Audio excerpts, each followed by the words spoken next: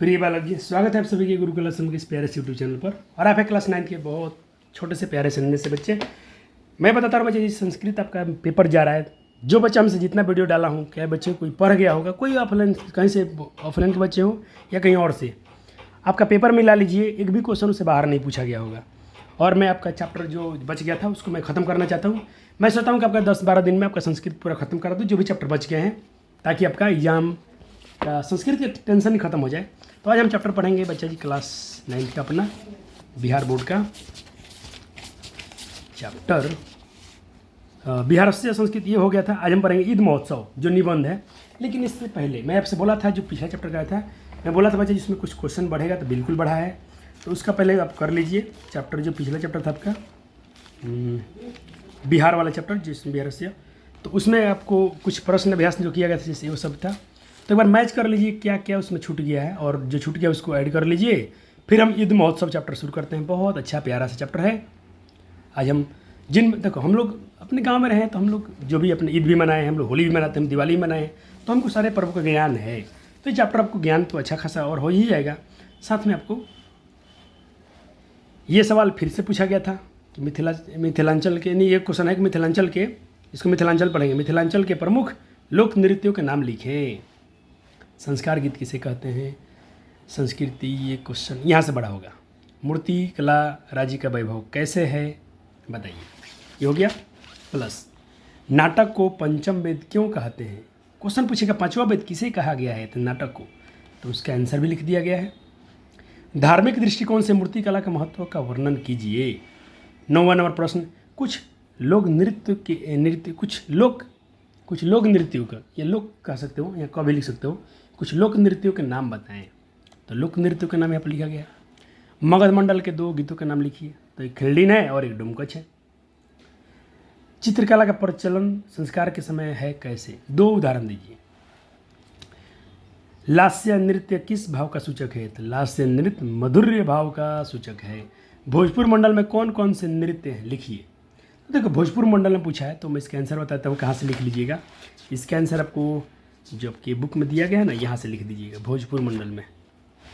देखिए, तो भोजपुर मंडल में क्या क्या लिख देना है आपको मैं बता देता हूँ।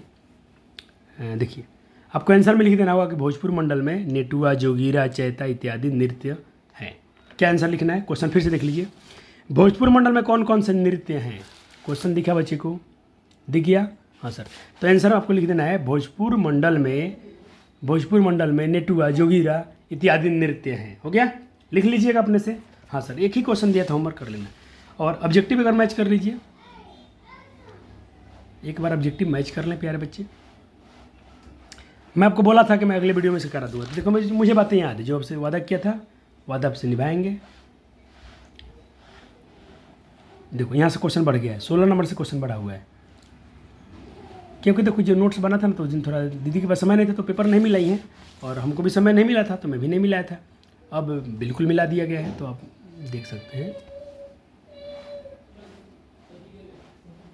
हो गया, इतने प्रश्न हैं।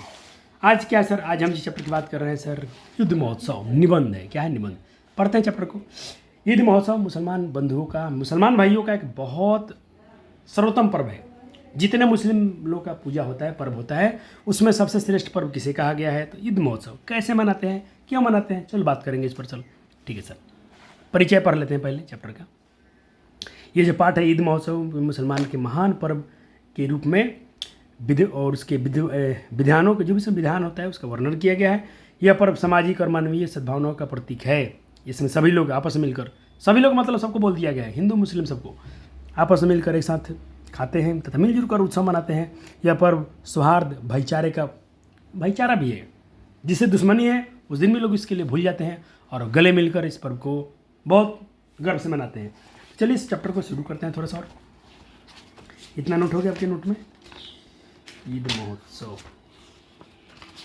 अब कितना, मान लो जो बच्चा 10वां चैप्टर है, 4 को चैप्टर और पढ़ाना पड़ेगा, 5 को हो जाए खत्म। चलो, तो इसका मैंने अर्थ आपको समझा दिया, लिखवा भी दिया। अब हम इसके बारे में पढ़ लेते हैं। भारत देशस्य परंपरा धर्म प्रधान देशस्य अस्मिनी नाना धर्म सन्ति। क्वेश्चन पूछेगा किस धर्म में अनेक धर्म रहते हैं, तो भारत में, जो भारत देश है, परंपरा से धर्म प्रधान देश रहा है, यहाँ धर्मों की प्रधानता रही है। ये न पर करेना, यहाँ अनेक प्रकार के हिंदू नाम मुख्य उत्सव, कुछ हिंदुओं लोग का भी मुख्य उत्सव मनाया जाता है, जैसे दिवाली, रक्षाबंधन, दुर्गा पूजा है। उसी प्रकार मोहम्मद यह नाम उत्सव, मोहम्मद के नाम पर उत्सव सर्वोत्तम ईद है, इति मान्यते, ईद को माना गया है। मूलतः उत्सव, यह उत्सव जो है तपस्या उपासना का व्रत माना गया है, पर्व माना। ये पर्व कैसा पर्व है? ईद पर्व कैसा है? इसमें हम तपस्या, उत्सव और उपासना, इसमें उपवास करते हैं। ठीक है, चलो। सामाजिक मानवता, सद्भावना और सामाजिक मानवीय सद्भावना दृष्टि इसमें देखने को मिलता है।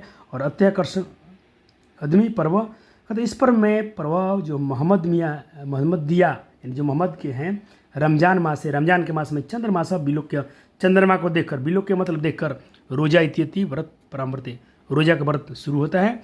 और अस्य रोज्याम, रोज पूर्ण दिन व्रत धारण, जो लोग व्रत धारण किए हैं रोजा का, उपवासम करवंती, उपवास रहते हैं। और पुनः संध्या काले शामिल होकर इफ्तार नाकाम उपासना कुर्वंती, मासिक या मास तक चलता है। हो गया बच्चा जी? चलो लिख लो प्यारे प्यारे बच्चों। पाठ परिचय तो हो गया था, चलो ये भी हो गया।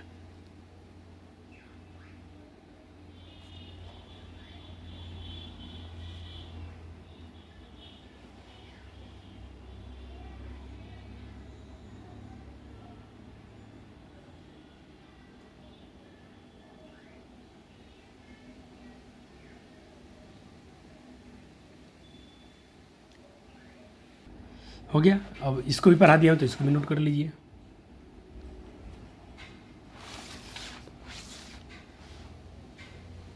चलो यहाँ तक पढ़ा दिया हूँ।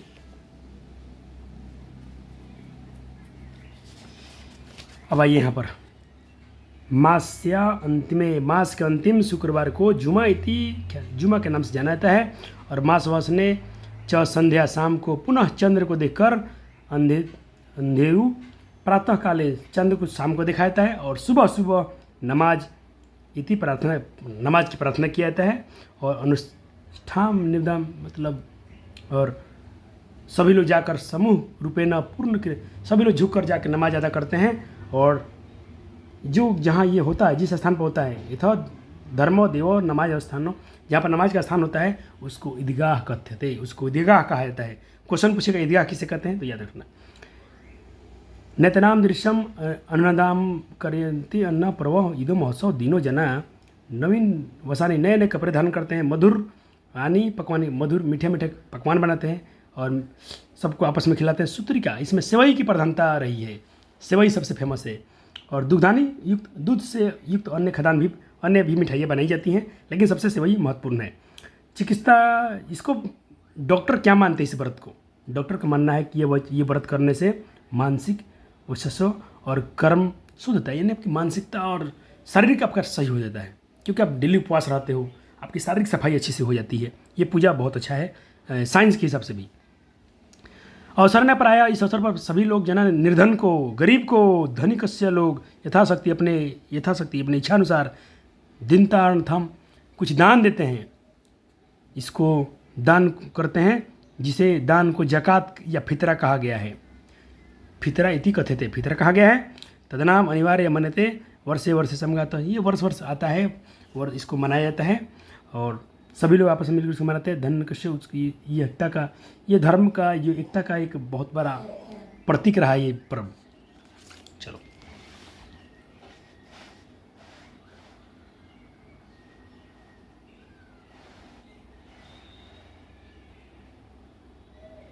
हो गया। आखिरी की लाइन क्या समझा के जाता है हमको? सर्वे धर्म तमेन भारते अपि महोत्सव इदाख्यो वार्षिकत्स्यो परंपरा नंदायक। जिस तरह सभी धर्म हैं अपने भारत देश में, उसी प्रकार समानता का महोत्सव को मनाते हैं। ईद नाम का भी यह वार्षिक पर्व अति आनंददायक है, बहुत खूबसूरत पर्व है जो वर्ष में एक बार आता है। तो इस तरह से बच्चा आपका ईद महोत्सव मैंने पढ़ाया, कैसा लगा आप कमेंट में ज़रूर कीजिएगा। आप सभी को मेरी तरफ से ईद की बहुत बहुत शुभकामनाएं, मुबारक। और चलिए शुरू करते हैं चैप्टर का। कुछ प्रश्न जो ये सब होते हैं शब्दार्थ, इसको भी अपने बुक से नोट कर लेना है। इसको भी बुक से नोट कर लेना है सर। कैसे करना है, परीक्षा में पूछेगा, बताता हूँ मैं। आइए सर, अब है इसके मौखिक प्रश्न, इसको भी मैं करा देता हूँ। तो मैं भी कर दिया हूँ, अपने बुक से लिख लिया हो तो भी अच्छी बात है, नहीं तो यहाँ से लिख लीजिए। हो गया, चलो। वही पूछा है कि मोहम्मदियान जो सर्वोत्तम उत्सव क्या है, मोहम्मद का सर्वोत्तम उत्सव व्रत क्या है, ईद को कहा गया है। ईद पर्व दृश्यम पर्व अस्ति, ईद पर्व एकता का, प्रसन्नता का और दृश्य का ये प्रतीक है। क्वेश्चन अब संस्कृत में नहीं पूछेगा, हिंदी में पूछेगा। ईद पर्व मोहम्मदिया किम बिलुक्य रोजा रुचते, क्या देखकर लोग रोज़ा खोलते हैं, तो चंद्रमा को देखकर रोज़ा खोल लेता है। ईदगाह कथे, ईदगाह किसे कहा गया, नमाज स्थान ईदगाह कहते हैं, नमाज के स्थान को ईदगाह कहा जाता है। क्वेश्चन परीक्षा में आया हुआ है। गुड न्यूज़ है कि बच्चे संस्कृत के सारे क्वेश्चन का आंसर हिंदी में देना है। इसलिए बोलता हूँ कि आपको उर्दू से थोड़ा बेहतर हो जाता है हिंदी, संस्कृत लेना है, क्योंकि अपनी मातृभाषा में आंसर देना है और इसके सारे कंटेंट आपको इजीली मिल जाते हैं। उर्दू में थोड़ा टीचर भी आपको कम मिलते हैं, मुश्किल होता है बच्चों को पढ़ना। ये सारे क्वेश्चन कर लीजिए। चलो, अब थोड़ा सा और बच गया बुक का आपका, तो उसके बाद शुरू करेंगे VVI, very very important question answer जो पेपर पहला क्वेश्चन परीक्षा में पूछा गया है। और मैं चाहूँगा कि बच्चों एक बार मन में आप खुद सोचिए, पूछा गया कि ईद का नमाज कब और कैसे अदा किया जाता है। बिल्कुल आप लिख सकते हैं, आपको पता है इस पर्व के बारे में। हिंदुओं के प्रमुख पर्व कौन कौन है आपके बुक में दिया हुआ था, उसी को लिखना है। दीपावली, रक्षाबंधन, दुर्गा पूजा, होली इत्यादि। फितरा कब और किसे दिया जाता है,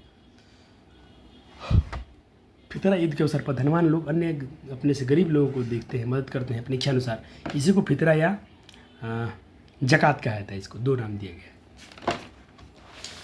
ईदगाह किसे कहते हैं, मैंने बताया नमाज अदा करने के स्थान को, सामूहिक के स्थान को ईदगाह कहते हैं। मुसलमानों का सबसे प्रमुख पर्व कौन सा है, कैसे मनाया जाता है भाई, तो आपको पता है कैसा पर्व है, कैसे मनाया जाता है। अभी जैसे हमने बात किया था, रोज़ा खोलने का तरीका क्या होता है, लोग चांद को देखकर रोज़ा खोलते हैं। ईद पर मुसलमानों का, ईद पर में मुसलमान लोग क्या करते हैं भाई, एक महीने तक उपवास रखते हैं, सुबह सुबह दिन भर, संध्या को डेली अपना रोज़ा तोड़ते हैं। यही लिख देना, आपको आंसर हो जाएगा। तो कुछ प्रश्न का आंसर आपको खुद से भी लिख लेने हैं, ठीक है। फिर क्वेश्चन पूछा गया कि फितरा किसे कहते हैं, तो अभी थोड़ी देर पहले बताया। ईद में क्या क्या पकवान बनते हैं, तो मुख्य रूप से तो वैसे वही बनता है, लेकिन अन्य भी मिठाइयाँ बनती हैं। ईद कैसा पर्व है, ईद भाई मुसलमानों का एक श्रेष्ठ पर्व है। इसमें उत्सव, तपस्या और उपासना का पर्व माना गया है इसे। इसमें बहुत बड़ी तपस्या होती है, तो आपको महीना दिन गर्मी, बच्चे मुझे तो अलग दुख होता है गर्मी वाला में, बाप रे कैसे लोग करते हैं, बहुत मुश्किल होता है। देखो अभी का मौसम हो, ठंडी का मौसम है तो करना ईजी है, लेकिन गर्मी वाला सीजन में रोज़ा रखना सबके लिए मुश्किल होता है। थोड़ा वैसे ही हम लोग का शरीर गर्मी से परेशान रहता है, थक जाता है, फिर उसमें भी पानी नहीं पीना है, ठीक है। चलो, कौन पर्व एकता का, उदारता का, भाई प्रसन्नता का परिचायक है, तो ईद पर्व। किस अवसर पर दिए जाने वाले दान को जकात कहा गया है, तो भाई ईद के अवसर पर, बकरीद नहीं। ईद को किस मिठाई की प्रधानता होती है, ईद में भाई सेवई की सबसे बड़ी प्रधानता होती है। ईद किसका महान उत्सव है, मुसलमानों का है। वैसे तो हम सबको ही इंजॉय करते हैं। ईदगाह क्या है, तो भाई एक धर्म स्थान है नमाज का। ईद के अवसर पर दिए जाने वाले दान को क्या कहते हैं, तो जकात या फितरा कहते हैं। ऑप्शन में फितरा है तो फितरा को टिक मारिए, जकात रहेगा तो जकात को टिक मारिएगा। मुसलमान लोग किस महीने में महीने दिन रोज़ा रखते हैं भाई, तो रमज़ान के महीने में। रक्षाबंधन किसका मुख्य पर्व है, तो हिंदुओं का है। रोज़ा भंग करने को क्या कहते हैं, तो रोज़ा भंग करने को इफ्तार कहा जाता है। जो शाम को लोग उपवास तोड़ते हैं तो उसको इफ्तार कहा जाता है।